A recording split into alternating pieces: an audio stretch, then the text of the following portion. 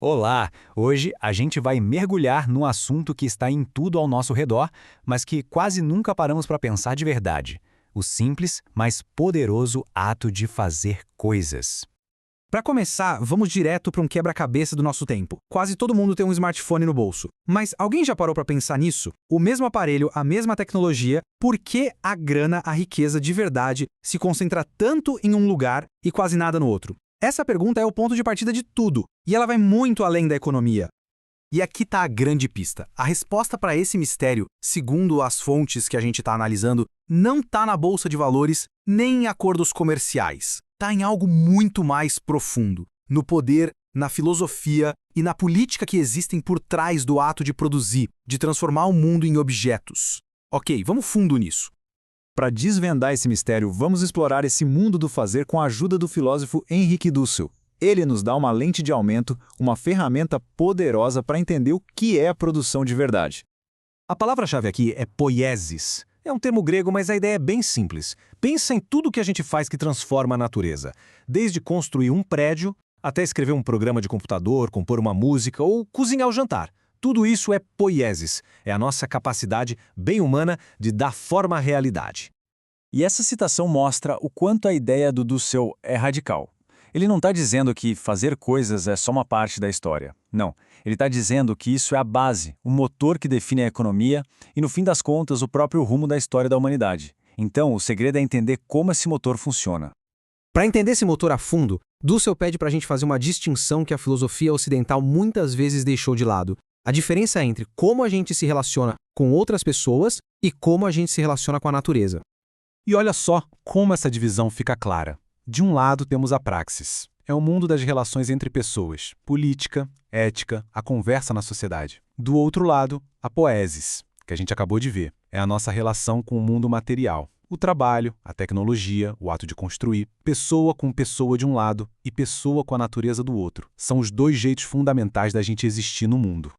O problema, como Dussel aponta, é que a filosofia tradicional sempre colocou a praxis num pedestal. Pensar sobre justiça, isso era nobre. Agora, fazer sapatos ou construir uma ponte, isso era visto como algo menor, um trabalho quase sujo, que não merecia a atenção dos grandes filósofos. Essa citação sobre o Kant é um exemplo perfeito. A filosofia até gostava da poiesis do artista, do gênio criador, mas desprezava a poiesis do trabalhador comum, do artesão, da pessoa que de fato constrói o nosso mundo. E essa separação teve consequências gigantescas. Então quem foi que começou a virar esse jogo? Segundo a leitura de Dussel, foi Karl Marx. Foi ele que colocou o trabalho, a poiesis, de volta no centro do palco.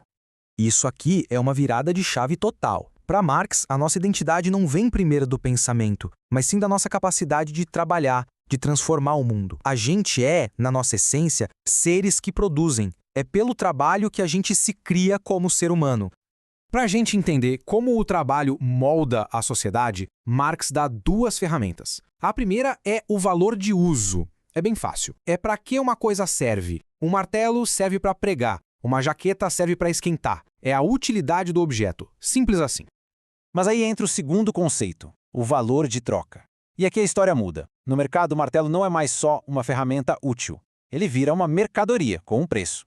E o que define esse preço? Para o Marx, é o tempo de trabalho humano que foi gasto para fazer aquele martelo. De repente, a utilidade fica em segundo plano, e o que domina é o valor em dinheiro. E a tecnologia? Onde que ela entra nisso tudo? Bem, ela é a peça-chave. Pensa no processo. Uma máquina nova inventada. O dono da fábrica compra essa máquina. O trabalhador passa a produzir muito mais em menos tempo. Esse tempo que a máquina economiza vira o quê? Vira lucro. A famosa mais-valia para o dono. A tecnologia, que era para ser só uma ferramenta, vira uma máquina de gerar capital. Certo? Com essas ideias em mãos, vamos voltar para o nosso smartphone e para a pergunta lá do começo. Vamos ver como essa filosofia da produção explica a desigualdade no mundo todo. Esse gráfico mostra, de um jeito simples, duas receitas de capital. Nas nações ricas, do centro, a receita leva muita tecnologia e pouca mão de obra. Pensa em pesquisa, robôs, design. Já nas nações periféricas, a receita é o oposto. Pouca tecnologia e muita, mas muita mão de obra barata. São dois modelos de produção completamente diferentes. E é aqui que o quebra-cabeça se resolve. Por ter mais tecnologia, a nação do centro consegue produzir valor de forma muito mais eficiente. No mercado global, o que acontece é uma troca desigual.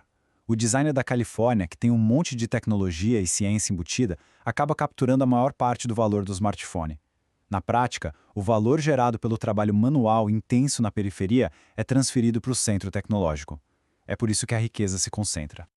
Então, quer dizer que estamos presos nesse sistema? Dussel argumenta que não. A filosofia da produção não serve só para diagnosticar o problema, mas também para apontar uma solução, uma poiesis de libertação. Então, a solução não é voltar para as cavernas, de jeito nenhum.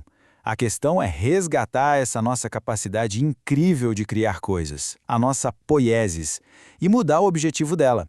Em vez de servir só para acumular lucro, a tecnologia pode servir para atender às necessidades das pessoas. E o que isso significaria na prática? Bom, seria focar em tecnologias que resolvem problemas reais, em vez de criar desejos de consumo. Seria projetar produtos feitos para durar e não para quebrar logo. Seria usar a automação para a gente trabalhar menos e ter mais tempo livre e não para gerar desemprego. É uma reorientação total do nosso poder de criar. E com isso, a gente termina onde começou, com os objetos que nos cercam. Essa filosofia da produção nos convida a olhar para cada coisa que a gente usa e fazer uma pergunta fundamental. Essa análise toda mostra que a resposta para essa pergunta não é só técnica, ela é profundamente filosófica, política. E no fim, ela define o mundo em que a gente vive.